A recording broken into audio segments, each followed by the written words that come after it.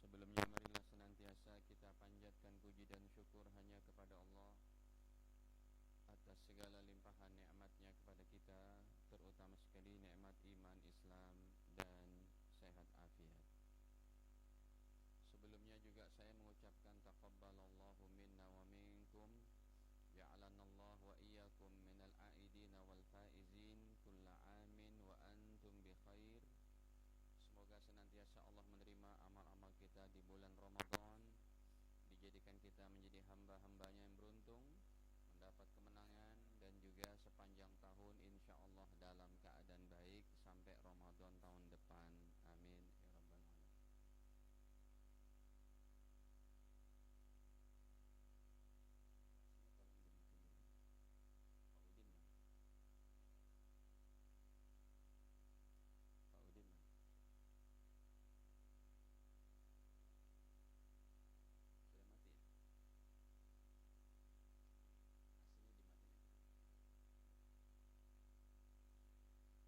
Para jemaah, mengawali kajian kita setelah Ramadan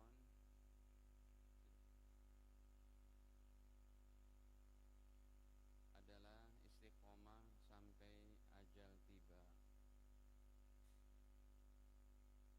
Bulan Ramadan, bulan tarbiyah, bulan training, bulan untuk kita melatih iman Islam kita, melatih amal soleh kita. Begitu semangat umat Islam menjalankan ibadah Ramadan, dan ini harus dipraktekkan setelah bulan Ramadan.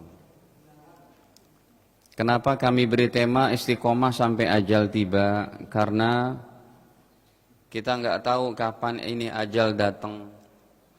Sedangkan perkara yang kita sebagai bekal hanya iman dan amal.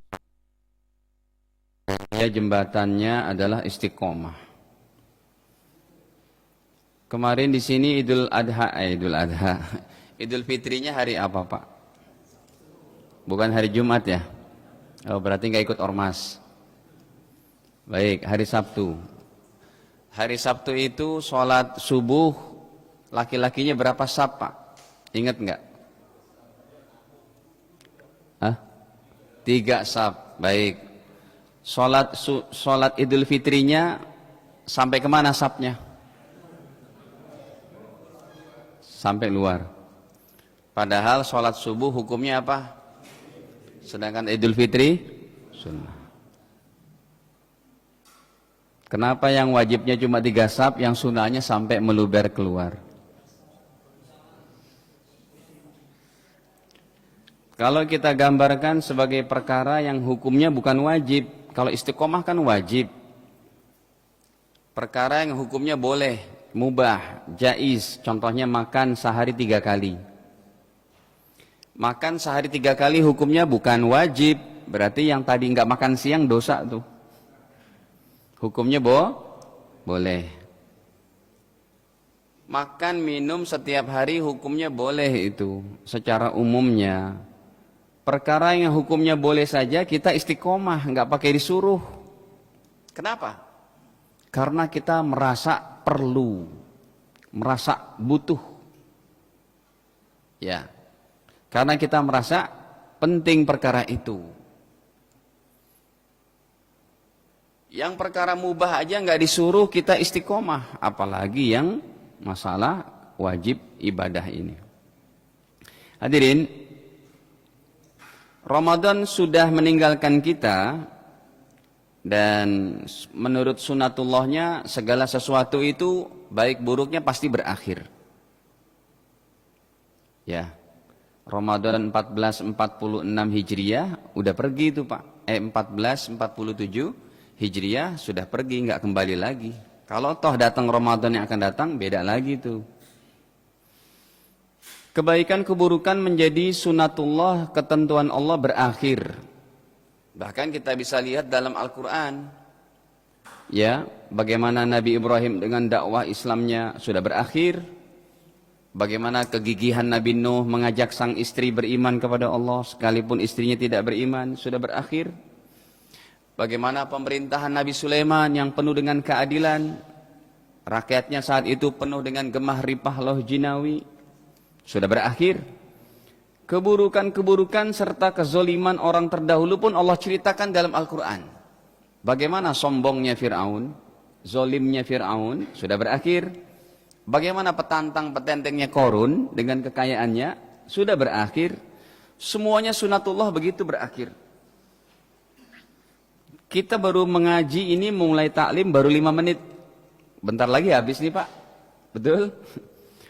Jadi semua segala aktivitas kita, baik dalam masjid, luar masjid, di rumah, di jalan, di kantor, di mana saja dengan aktivitas yang berbeda-beda, pasti dan pasti semua pasti berakhir. Hari ini banyak kebaikan akan habis. Hari ini ada kezoliman, keburukan, maksiat, dosa akan punah juga, selesai. Tetapi bagaimana selesainya kita tempatkan dalam ketakwaan, dalam kebaikan-kebaikan, bukan keburukan. Ini pentingnya istiqomah. Makanya kami beri judul istiqomah sampai ajal tiba. Karena itulah yang menjadi nanti daripada harapan kita semua. Hadirin, para ulama berkata bahwa istiqomah ini artinya terus menerus, teguh pendirian. Ya, konsisten. Setelah Ramadan kita tetap sholat berjamaah. Setelah Ramadan tetap kita baca Quran. Setelah Ramadan tetap kita sholat tahajud. Itulah yang namanya Syawal.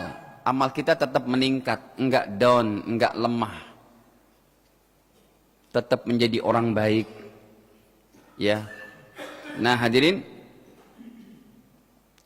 Jadi istiqomah dalam agama ini para ulama sepakat hukumnya adalah wajib. Ya. Dan apabila istiqomah itu terabaikan, bisa jadi menjadi dosa-dosa besar. Contoh waktu dia tidak jalankan 5 waktu,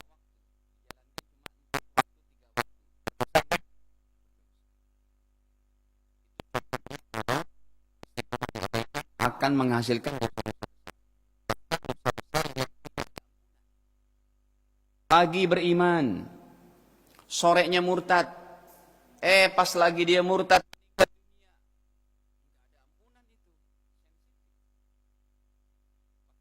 para jamaah dirahmati Allah, baginda Nabi pernah ditanya oleh seorang sahabat mulia. Ya, namanya adalah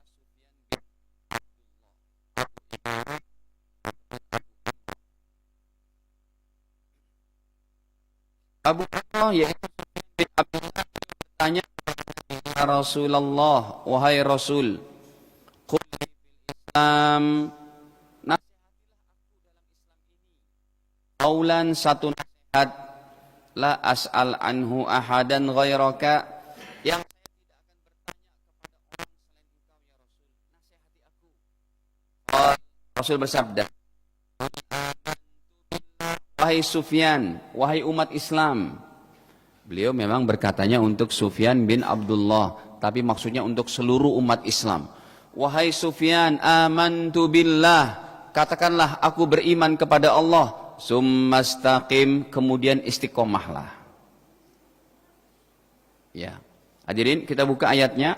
Bagaimana Allah Ta'ala memberikan ganjaran-ganjaran pahala terhebat ketika dia dalam keadaan ajal tiba. Orang yang istiqomah ketika ajal tiba, wah hebat banget Pak. Ini kami bacakan dengan tujuan supaya kita ada semangat untuk mengejarnya. Dengan sisa waktu kita yang terbatas ini, hadirin. Kita buka saja ayatnya. Kalau ayatnya secara global, nanti lebih detail dan terperinci ada dalam hadisnya. Ayatnya yaitu tentang orang yang ajalnya tiba dalam keadaan iman, dalam keadaan Islam, dalam keadaan istiqomah. Pokoknya istiqomah itu hadirin ada dua. Istiqomah kepada Allah, istiqomah kepada hamba-hamba Allah. Istiqomah yang hablum minallah, contohnya beriman kepada Allah sampai mati. Jalankan sholat, puasa, zakat, dan lain-lainnya yang hubungannya adalah vertikal ke atas, hablum minallah. Yang kedua, istiqomah hablum minan nas. Ya, tutur kata yang baik, berakhlak baik, jujur, tidak berbohong, tidak merasa paling soleh, merendah hati, orangnya senantiasa ucapannya santun, mudah memberi, mudah berderma, sifatnya selalu memberikan solusi kepada orang yang kesusahan, ya, di mana saja dia berada, mindsetnya itu saya ingin memberikan manfaat kebaikan-kebaikan kepada seluruh manusia, muslim ataupun non-muslim, dengan harapan kalau saya berbaik hati, berbuat baik kepada muslim, semoga hidayahnya kekal. Kalau saya berbuat baik kepada non-muslim, semoga dia dapat hidayah. Orang yang berakhlak mulia, senantiasa dia tampilkan doa-doanya di hadapan Allah, bukan untuk dirinya saja. Ampuni dosa saya, ya Allah, anak istri saya, kedua orang tua saya. Ya Allah, ampunilah dosa umat Islam. Ya Allah, beri hidayah kepada orang-orang yang belum beriman. Itu bagian daripada akhlak yang mulia. Nah, coba kita lihat. Makanya ulama kita katakan gini, Bapak Ibu jangan bosan dan jangan jemu menjadi orang yang baik, menjadi suami yang baik, menjadi istri yang baik, menjadi hamba Allah yang baik, menjadi pejabat yang baik, menjadi rakyat yang baik, menjadi tetangga yang baik, menjadi teman yang baik. Jangan pernah bosan. Sampai kapan Ustadz? Sampai kita meninggal dunia. Karena nggak ada orang yang dia mendapatkan kehidupan enak masa tuanya tanpa berletih-letih, bercapek-capek masa muda. Nggak ada. Begitu juga kehidupan akhirat. Tidak akan orang dapat derajat tinggi dengan hanya santai-santai di dunia ini. Ini yang mau kita kejar hadirin. Padahal nilai iman seseorang dalam hatinya itu berbeda-beda. Kalau Bapak Ibu mendapatkan istiqomah sampai kepada nilai tertinggi, kapan nilai tertinggi itu?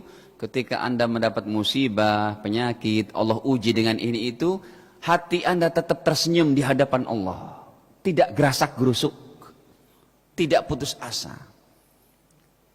Musibah yang terjadi tetap dia jalankan ikhtiarnya, tapi raut wajahnya tidak menampakkan kecewa dengan takdir Allah. Bahkan hatinya berkata, ya Allah, ini takdirmu, saya menerima ini ya Allah, sekalipun saya tetap berusaha berikhtiar. Kalau orang udah sampai derajat kayak begini, Anda imannya satu tingkat di bawah para nabi, Pak. Seperti Imam Syafi'i, Allah uji beliau dengan penyakit wasir. Apa wasir? Ambeien. Imam Syafi'i berkata, ya Allah, kalau engkau ridho ya Allah dengan penyakitku, engkau tambahkan parah tidak apa ya Allah, saya ikhlas. Sudah sampai makomnya dengan istiqomah. Ini saya cuma ngucapin teori aja Pak. Praktek di lapangan terserah saya dan Anda. Makanya ada satu sisi-sisi yang lembut dalam iman kita, yang satu waktu kita harus bercengkerama di hadapan Allah. Ya Allah, maafkan saya lemah, saya nggak bisa apa-apa ya Allah. Tanpa pertolonganmu, tanpa perlindunganmu, saya nggak bisa ya Allah untuk menjalankan ketaatan. Bicara kepada Allah dalam munajat kita. Coba ini kita buka ayatnya hadirin. Langsung aja nih kepada ajal tibanya. Dalam surat ke-41 surat Fusilat pada ayat ke-30. Nanti saya bawakan tafsirnya dari baginda Nabi berdasarkan dari hadisnya. Allah berfirman, Innal ladzina qalu rabbunallahu tsumma istaqamu. Sesungguhnya orang-orang yang telah meyakini Rabbunallah, Tuhan kami Allah. Tuhan kami bukan batu, Tuhan kami bukan Yesus, Tuhan kami bukan matahari, Tuhan kami bukan dewa ini itu, Tuhan kami bukan pohon besar, Tuhan kami bukan benda-benda aneh, Tuhan kami hanya Allah. summa istaqamu, kemudian istiqomah. Makanya orang yang disebut dengan kafir, definisi paling gampang dalam ayatnya apa orang kafir? Qul ya ayyuhal kafirun, wahai orang-orang kafir, la a'budu, saya tidak menyembah, ma ta'budun, Tuhan yang kamu sembah, wala antum abiduna, dan kamu tidak menyembah, wala antum abiduna ma a'bud, dan kalian tidak menyembah Tuhan yang saya sembah. Jadi kalau sesembahan Tuhan kita beda, kami menyembah Allah, kalian bukan, dalam terminologi bahasa Al-Quran, Anda disebut sebagai orang kafir. Gitu. Baik. Nah hadirin, ketika orang istiqomah ini, Allah katakan ketika ajal tibanya, tatanazzalu alaihimul malaikah, turunlah kepada orang baik ini, orang beriman yang istiqomah ini, para malaikat, sambil mereka berkata, alla takhafu, jangan kamu bersedih, wala tahzanu, jangan kamu takut, wala tahzanu, jangan kamu bersedih, wa abshiru bil jannah, dan bergembiralah dengan surga, allati kuntum tu'adun, yang udah dijanjikan untuk kalian semua. Hadirin, ini apanya? Al-Qur'annya. Hadisnya lebih detail, Pak. Coba. Saya mau segera menerjemah ini karena waktunya terbatas. Ini hadisnya cukup panjang. Gitu ya. Paling tidak setelah saya terjemahkan, kita ada bayangan. Oh, seperti itu orang yang istiqomah ketika ajalnya tiba. Dengan harapan kita bisa mendapatkan itu juga. Baik. Hadis riwayat Imam Ahmad, nomornya juga sudah 18.534. Nabi bersabda, innal abdal mu'min, sesungguhnya seorang hamba beriman, idza kana fin qita'im minad dunya, kalau mau terputus, akan terputus dari kehidupan dunia, sakarat maut, wa iqbalin minal akhirah, dan akan bertemu dengan kehidupan akhirat, sakarat maut. Hadirin, aktivitas bapak-bapak ini, ya kita berbeda-beda aktivitasnya. Si A begini, ada yang jadi tentara, ada yang pedagang, pebisnis, ada yang petani. Tapi dari semua aktivitas manusia pasti akan mengerucut pada satu titik yang namanya sakaratul maut. Ini penjelasannya. Seorang hamba beriman yang baik, yang istiqomah, yang bertakwa, ibadah baik, akhlaknya baik, ketika sakarat mautnya, kata Rasul, nazala ilaihi malaikatun minas sama, turunlah kepada orang ini malaikat dari langit, bidul wujuh, wajahnya putih berseri, ka'anna wujuhahumus syams, seakan-akan mukanya wajah para malaikat sinar mentari, tidak menampakkan wajah hitam legam yang sangat menakutkan. Padahal hadis yang lainnya menyatakan kalau malaikat ingin mencabut daripada nyawa orang yang begajul, orang tidak tunduk taat kepada Allah, itu wajahnya hitam legam. Baik. Hadirin, mohon maaf nih, saya pernah mengalami hadis ini, Pak. Ketika saya berkunjung kepada seorang soleh yang sedang mau meninggal, saya berkunjung. Itu siapa? Itu Ustadz Faisal. Ustadz, dia napasnya sudah, tapi pas meninggalnya pun, karena saya pernah mengalami ada sakarat mautnya seseorang di hadapan saya, sakarat mautnya, ya, itu matanya tinggal putihnya saja. Ini orang soleh ini matanya tetap kelihatan. Ucapannya masih jelas. Allah, Allah, Allah. Nah, sehari sebelum kejadian itu, saya datang. Kiai, gimana kabar? Antum siapa? Faisal. Oh ya Ustadz. Terus dia berkata, itu siapa di belakang kamu? Kenapa banyak orang? Saya sampai merinding. Saya lihat Di rumah dia itu nggak ada orang kecuali keluarganya sama saya dan anak istri. Saya bilang, Kiai nggak ada orang, nggak ada siapa-siapa. Itu banyak orang berpakaian putih-putih, persis ayat Quran dan hadisnya. Jadi saya pernah menyaksikan kejadian ini, orang soleh yang sedang dalam keadaan ajal tiba, dia berkata, itu siapa kok banyak orang, padahal nggak ada orang. Kejadian ini cuma diketahui oleh orang istiqomah yang dia hatinya bersih, amalannya baik. Kita kalau mau dapat kayak begini juga masih ada kesempatan. Nah, ini saya bacakan ya. Baik, kita lanjutkan. Tidak cukup sampai di situ, apa kata Rasul? Ma'ahum kafan min akfanil jannah. Mereka membawa kain kafan daripada kain kafan surga. Sumpamanya kain kafan surga jatuh sebesar sejadah ini, Pak. Dari surga jatuh ke dunia. Kain kafan yang sebesar sejadah ini saja itu lebih berharga daripada kekayaan dunia dan seisinya. Ini dipersembahkan oleh Allah bagi nyawa yang akan dibungkus dengan kain kafan surga setelah dicabut nyawanya nanti. Begitu Allah menghormati pencabutan nyawa orang beriman yang istiqomah. Pokoknya kata kuncinya jangan males, jangan bosan, jangan jemu, jadi orang baik. Jadi orang bertakwa. Ya. Baik. Kemudian wahanut, tidak cukup sampai di situ, Rasul bersabda, wahanut min hanutil jannah. Para malaikat juga membawa minyak wangi surga. Yang harumnya bukan main. Sumpamanya setetes jatuh ke dunia ini, Pak, tempat sampah di dunia ini pun harum semuanya. Ini dibawakan dengan izin Allah Ta'ala. Hadis ini derajatnya sahih ataupun hasan. Karena ini perkara gaib. Kalau hadisnya lemah, saya nggak nyaman juga menterjemahnya. Baik, kita lanjutkan. Hatta yajlisu minhum maddal basar.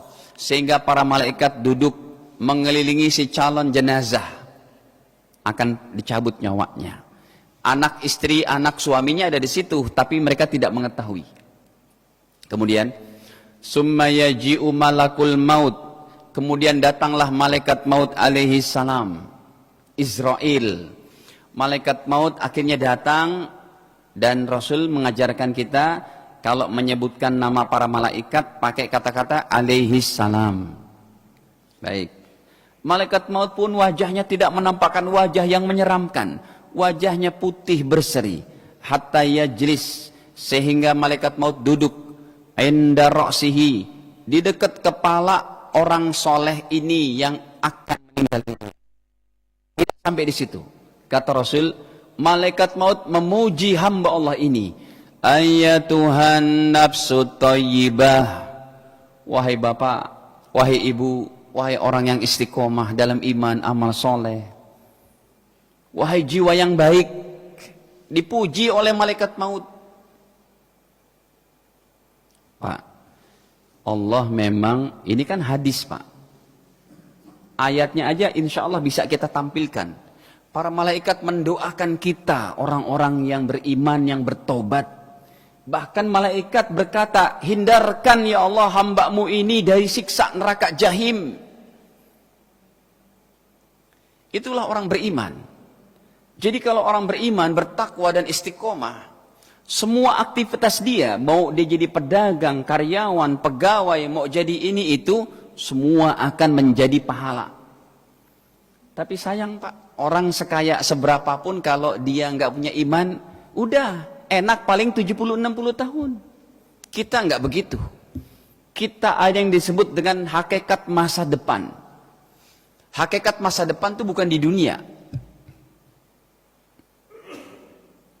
Ada anak-anak kita sedang sekolah, sedang kuliah. Nak, kamu jadi apa? Dokter. Kamu jadi apa? Polisi. Kamu jadi apa? Tentara.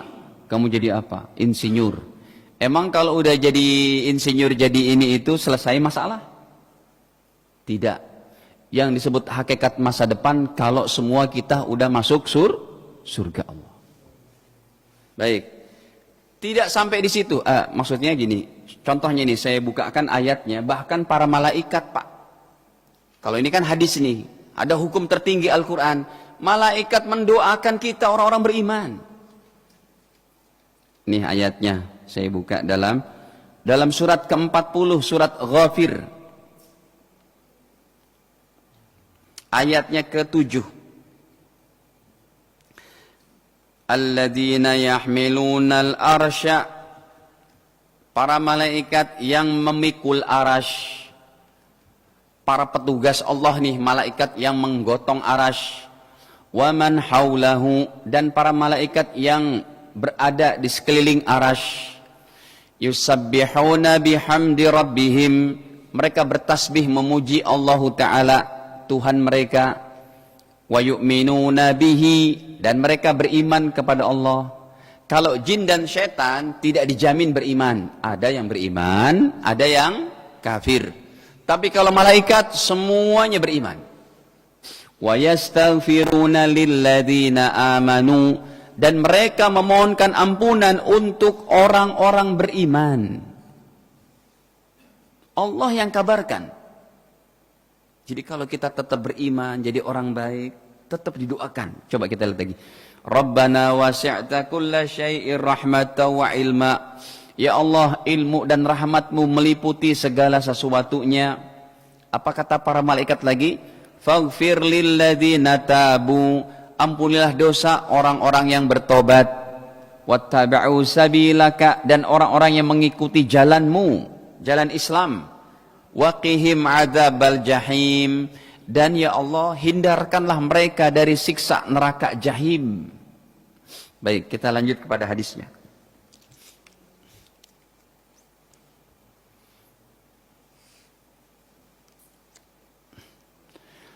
Kemudian tidak sampai di situ, bukan hanya malaikat memuji, bahkan malaikat mendoakan ketika nyawanya mulai diambil.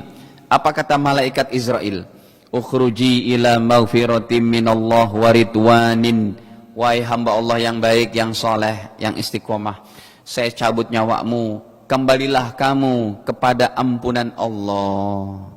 Wa ridwanin, dan mendapat ridho Allah. Didoakan. Enggak cukup sampai di situ. Kata Rasul, fatakhruju tasilu kama tasilul qatrah min fi siqa. Maka nyawanya keluar ketika dicabut, lemah lembut keluarnya seperti air dituangkan dari mulut gelas atau mulut botol begitu. Tidak susah dicabutnya nyawa orang yang bertakwa. Enggak cukup sampai di situ. Fayakhudhuha, maka diambillah nyawanya. Fa idza akhadhaha, setelah dipegang oleh malaikat maut, kemudian tidak dibiarkan oleh malaikat lain, dan diambillah segera nyawanya tadi. Fayaj'aluha fi dzalikal kafan, maka nyawanya mulailah dibungkus di kain kafan itu. Kain kafan sorga. Dimuliakan, Pak. Ini proses alam malaikatnya. Dibungkus. Wa fi dzalikal hanud, dan juga pada, yaitu dibaluri dengan minyak wangi sorga. Wa yakhrud minha ka'atyab nafhati misik, maka keluarlah daripada nyawa yang dibungkus kain kafan surga tadi harum yang sangat semerbak. Wujidat ala wajil ardi, yang didapatkan di seluruh permukaan bumi. Kemudian Nabi melanjutkan, enggak sampai di situ. Fayas'adu nabiha, nyawanya dibawa sampai langit pertama, kedua, ketiga, keempat, ketujuh, dibanggakan. Setiap malaikat yang berada, hadirin, malaikat yang berada di langit pertama jumlahnya bisa miliar-miliar. Malaikat di langit kedua jumlahnya bisa miliar-miliar. Karena penciptaan hamba Allah, makhluk Allah yang terbanyak adalah malaikat. Sehingga dibawa ke langit pertama, kedua, semua mereka berkata, ma hadzal ruh at-thayyib. Wahai para malaikat, wahai malaikat maut, ini harum semerbak, nyawa siapa yang begitu harumnya? Mereka menjawab, fulan bin fulan. Ini nyawa bapak si anu, nyawa ibu si anu, ini orang-orang yang soleh, orang-orang istiqomah. Enggak cukup sampai di situ. Akhirnya sampai di langit ketujuh. Hatta yuntaha bihi ila sama isabi'ah. Sampai di langit ketujuh, Allah turun tangan, Allah berfirman, uktubu kitaba abdi fi illiyin. Wahai hamba Allah Ta'ala, wahai para malaikat, catatlah hambaku ini di dalam tempat pencatatan nama nyawa-nyawa orang soleh, namanya Illiyin. Hadirin, kalau kita meninggal dunia saja, Nyawa kita bukan cuma kalau kita menjadi orang yang baik, bertakwa dan istiqomah di hadapan Allah. Nyawa kita kalau sudah diambil berada di alam barzah, ditempatkan di Illiyin, dan kita bisa berziarah bukan hanya kepada ayah ibu kita. Kita bisa bertemu dengan orang-orang soleh terdahulu, terutama Nabi Muhammad. Nyawa kita bisa bertemu dengan nyawa mereka. Dan dalam hadis-hadis yang lain, orang-orang soleh itu nyawanya boleh berterbangan, dilepas di alam barzah, bisa menikmati keindahan surga, belum menikmati surga, baru melihat-lihat keindahan surga, bisa berkumpul dengan anak istrinya yang sudah meninggal, ayah ibunya. Kalau mereka mau melihat keluarganya yang masih hidup, Allah izinkan kapan saja, enggak usah menunggu malam Jumat, mereka bisa melihat anak cucunya, anak istrinya yang masih hidup. Ketika mereka ingin merasakan nikmat kubur, secepat mata berkedip pun Allah kembalikan nyawanya ke kuburannya untuk merasakan nikmat kubur. Tapi kalau nyawa itu orang kafir, boro-boro dia untuk keluar daripada kuburnya, terkungkung dalam siksaan di alam kubur. Ini hadisnya dari Nabi. Kita lanjut. Kemudian Allah firmankan, wa'aiduhu ilal ardi, kembalikan nyawanya ke bumi ini. Karena dari tanah saya ciptakan, kepada tanah saya kembalikan, dan dari tanah saya akan bangkitkan mereka, kata Allah. Kemudian datanglah dua malaikat Mungkar Nakir, ditanya pertanyaan kubur, man rabbuka? Dia menjawab, Rabbi Allah, Tuhanku Allah. Wa ma dinuka? Apa agamamu? Dia menjawab dengan baik, diniyal Islam. Ditanya lagi, ini Nabi siapa? Maka ia menjawab, huwa Rasulullah SAW. Kemudian ditanya lagi, ya. Akhirnya setelah dia menjawab pertanyaan kubur, tidak sampai di situ, apa kata Allah Ta'ala? Fa'afrishu minal jannah, wahai para malaikat, berikan permadaninya dari surga untuk alas tempat tidur di kuburnya. Yaitu tempat tidur dari surga, permadani dari surga, Allah perintahkan diberikan kepada hamba Allah yang soleh. Kita yang melihat dari atas kuburnya, aduh kesiannya bapak, kuburannya di rumah kasurnya empuk, ternyata di kuburannya cuma beralaskan tanah liat. Tidak, itu pandangan dunia kita. Pandangan alam kuburnya, kata baginda Nabi, Allah berfirman, letakkan dia tempat tidurnya dari surga. Walbisu minal jannah, belum masuk surga, tetapi Allah perintahkan diganti kain kafannya menjadi pakaian surga. Waftahu lahu baban ilal jannah, wahai para malaikatku, bukalah satu pintu dari surga menuju kuburan orang-orang solehku ini, sehingga datanglah rasa nyamannya, harumnya di setiap kubur orang Islam. Makanya secara manusiawi, secara dunia kita berkata begini, kesiannya umat Islam yang meninggal dari zaman Nabi Adam, Nabi Nuh, Nabi Ibrahim, berarti mereka menanti lama banget di alam kuburnya? Tidak. Mereka merasakan kenikmatan di alam kubur. Nikmat kubur begitu hebatnya. Ya. Kemudian wa yufsah lahu fi qabrihi maddal basarihi. Kemudian kuburannya diluaskan sejauh mata memandang. Dari atas kuburan kita lihat 1 meter kali 2 meter, tetapi Allah berkata kuburannya sangat luas. Kemudian tidak sampai di situ.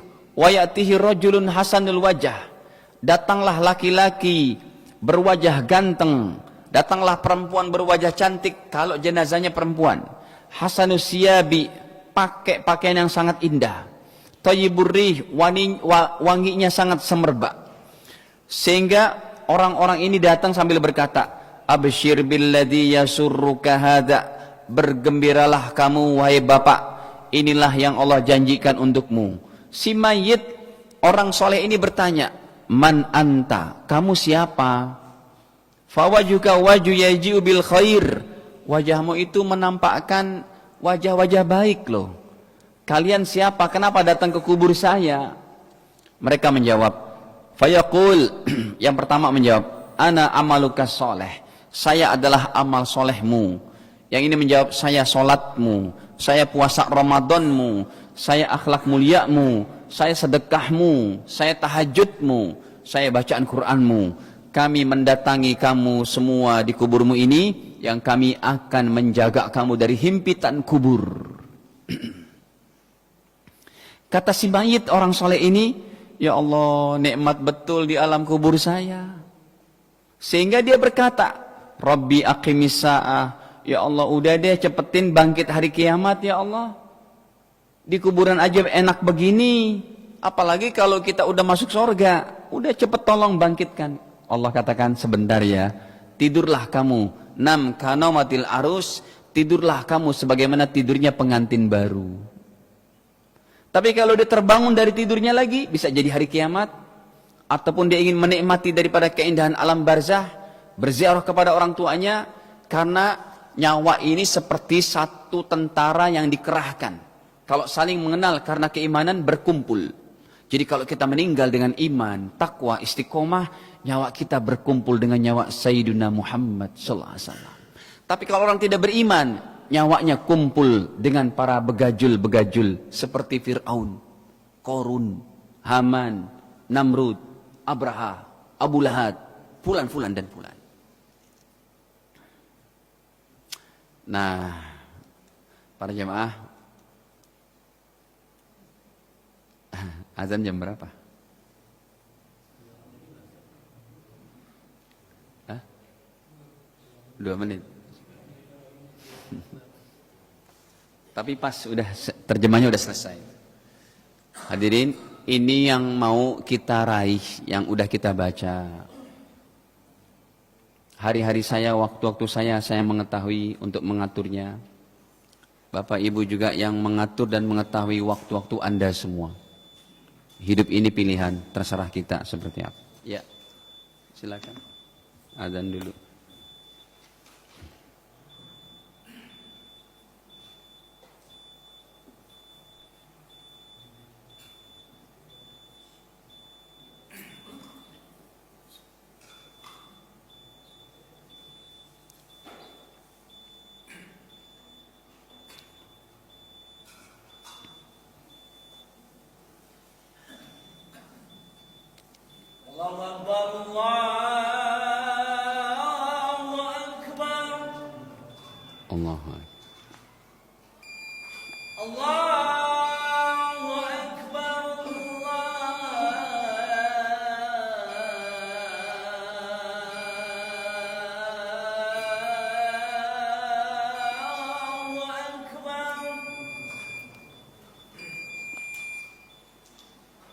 أشهد أن لا إله إلا الله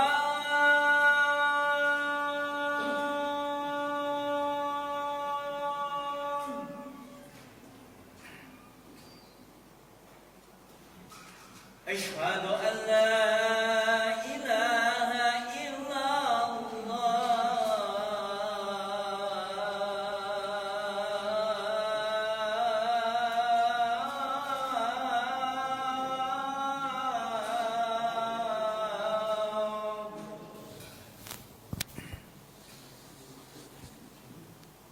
أشهد أن محمدا رسول الله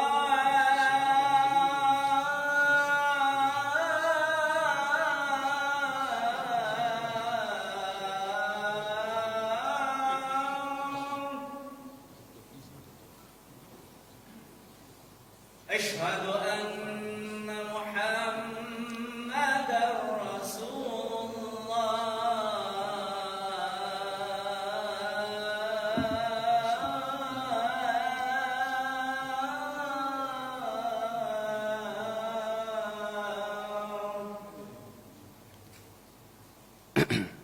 حي على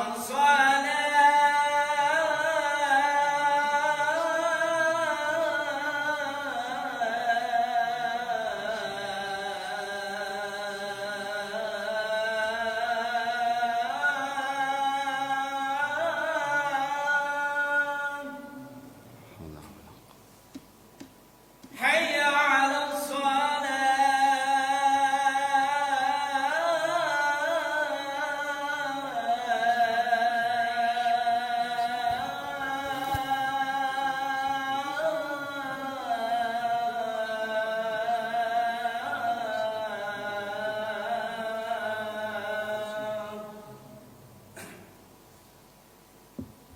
على الفلاح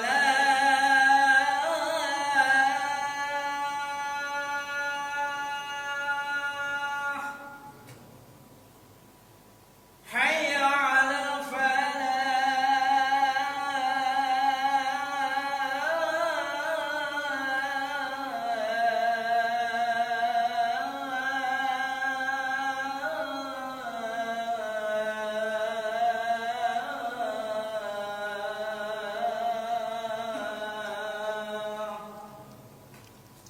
الله أكبر الله أكبر لا إله إلا الله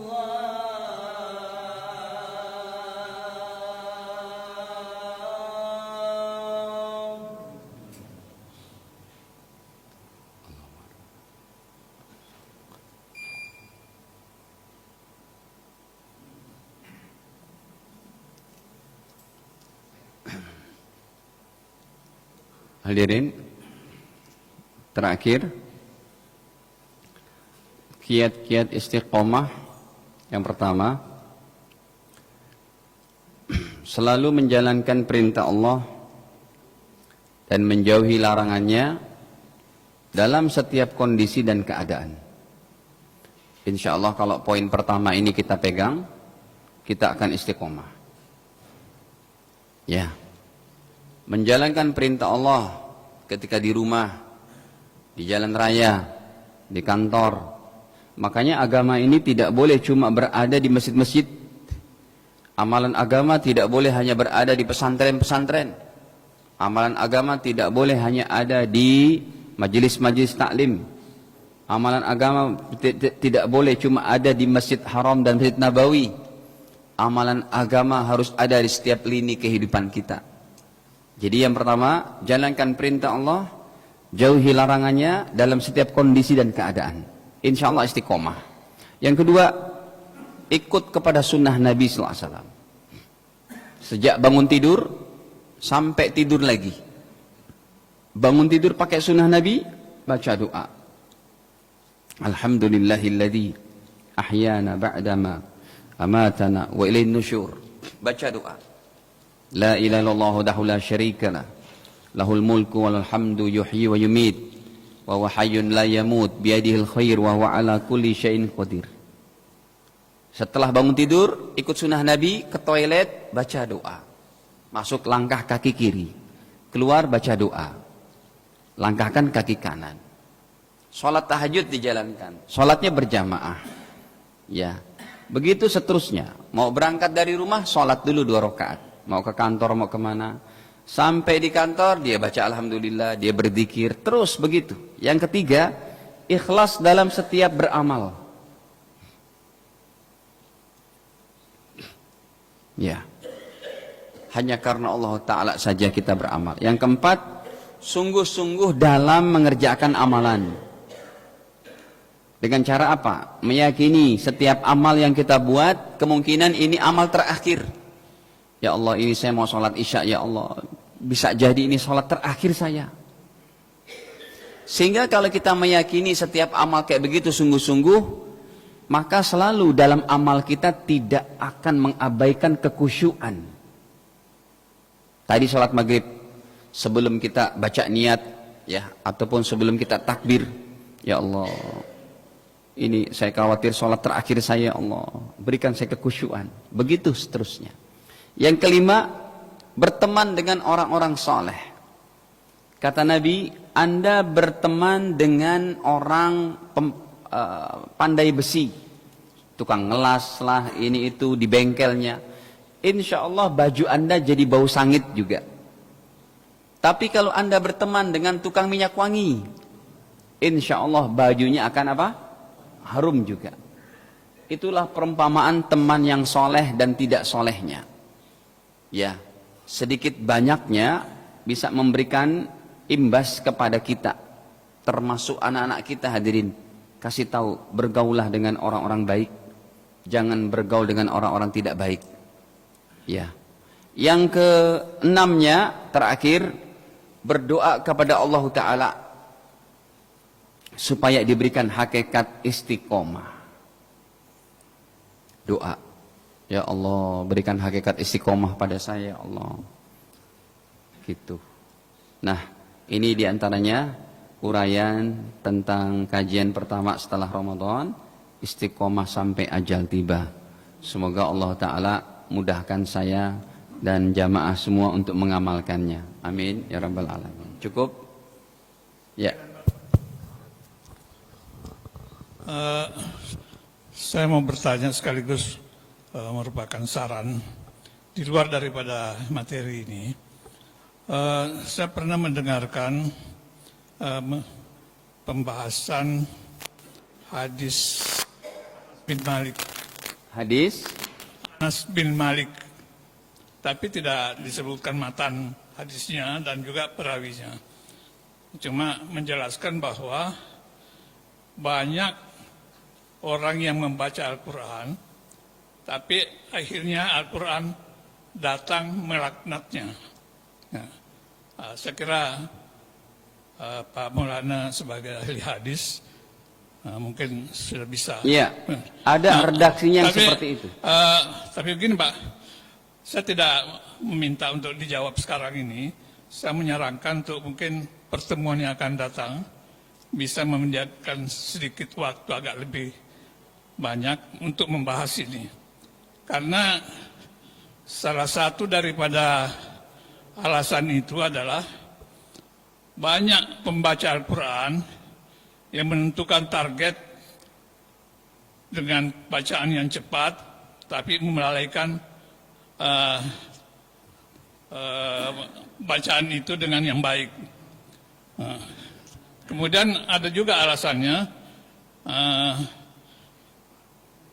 mengapa Quran ini dapat melaknatnya, karena orang membaca Al-Quran ini motivasinya adalah untuk mendapat pujian. Dan juga ada yang membaca Quran ini motivasinya untuk mendapat bayaran. Demikian antara lain. Nah ini khusus yang untuk membaca Al-Quran yang untuk menentukan target. Nah kita di sini kadang-kadang pagi atau malam setelah maghrib membaca Al-Quran. Nah rata-rata saya kira kita punya target semua. Ingin membaca Al-Quran ini misalnya dalam satu kali pembacaan itu bisa mencapai 1 juz misalnya. Dan juga kita sudah mendengarkan adanya istilah one juz one day gitu. Ya, jadi ini kan target semua. Nah, yang membaca Al-Quran seperti ini menurut hadis itu banyak yang melalaikan tajwidnya sehingga tidak benar bacaannya. Nah jadi, ini termasuk orang yang akan dilaknat. Nah, sehingga menimbulkan tanda tanya bagi kita untuk keraguan. Jangan-jangan nanti saya termasuk yang dilaknat ini.